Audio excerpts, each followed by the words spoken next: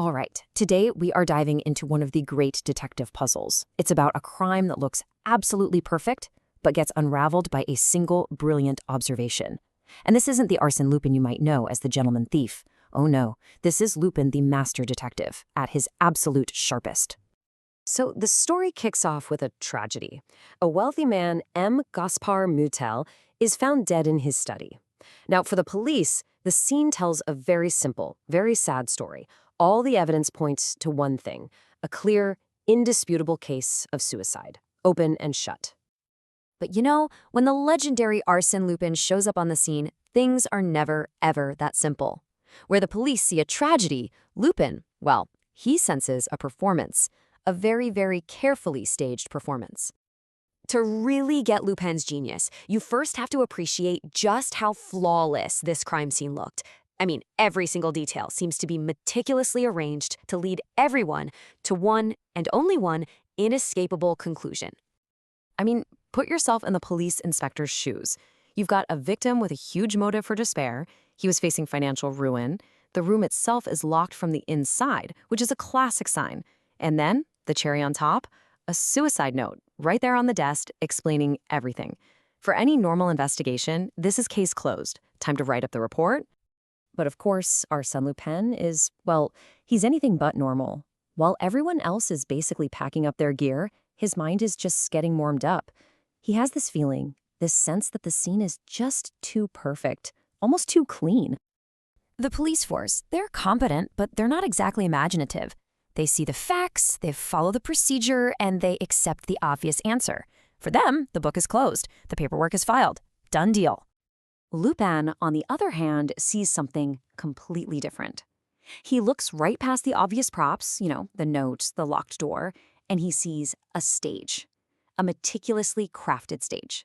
And, as we all know, every good performance has a director pulling the strings. And this, right here, this is the core of Lupin's entire method. He works on this principle that the more perfect and straightforward a scene looks, the more likely it is to be a total fabrication. The obvious is just a distraction, you see? It's a piece of misdirection designed to fool the audience. So, this brings us to the exact point where the entire investigation pivots. While the police are totally fixated on the locked door, Lupin's gaze settles on something that they've completely overlooked: the weapon itself. That elegant red silk scarf. And more specifically, the knot. And this is where the whole case just cracks wide open. The locked room, the suicide note, they're just noise. They're red herrings. The entire truth, the killer's signature, is hiding right there in plain sight, tied into the very fabric of that scarf.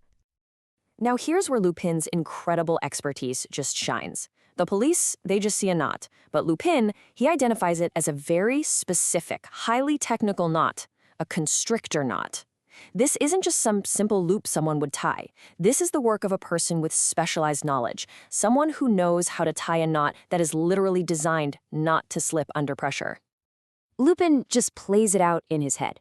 And think about it, you can too. If you were going to tie this kind of knot on yourself, you'd have to do it from the front, right? Probably looking in a mirror. But the knot on the victim's neck, it was clearly, obviously tied by someone standing behind him. It's a physical impossibility for it to have been suicide. And boom, just like that, the entire suicide theory completely collapses. The knot doesn't lie. It's the silent witness, the one piece of physical evidence that proves, beyond any shadow of a doubt, that Arsène Lupin did not take his own life. He was murdered. So once Lupin proves how the crime was committed, that perfect locked room mystery, well, it becomes a surprisingly simple puzzle. The question isn't if it was murder anymore. Now it's all about who had that unique combination of motive, opportunity, and a very, very specific skill. From here on out, Lupin's investigation is just a process of elimination. A checklist, really. Who benefits? The nephew. He's the sole heir. Who was there? Yep, the nephew was at the house. And the big one. Who would know how to tie a sailor's constrictor knot from pure muscle memory? A quick question or two reveals the nephew is a passionate yachtsman. The pieces don't just fit, they snap together perfectly. And this leads us to the beautiful irony at the very heart of this story. The murderer's single greatest mistake was relying on his own expertise. His unique skill, the one thing he probably took a lot of pride in, became the very thing that brought him down.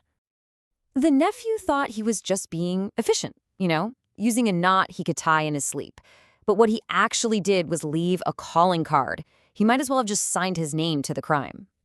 He was so focused on the big illusion, the whole staged suicide, the note, the locked room, that he totally overlooked the one tiny detail that was uniquely his. A knot that was as personal and as telling as a signature. The red silk scarf isn't just some clever story. No, it's celebrated as a total masterclass in the detective genre, for a few very specific, and I think, very elegant reasons. So, why is this story such a classic?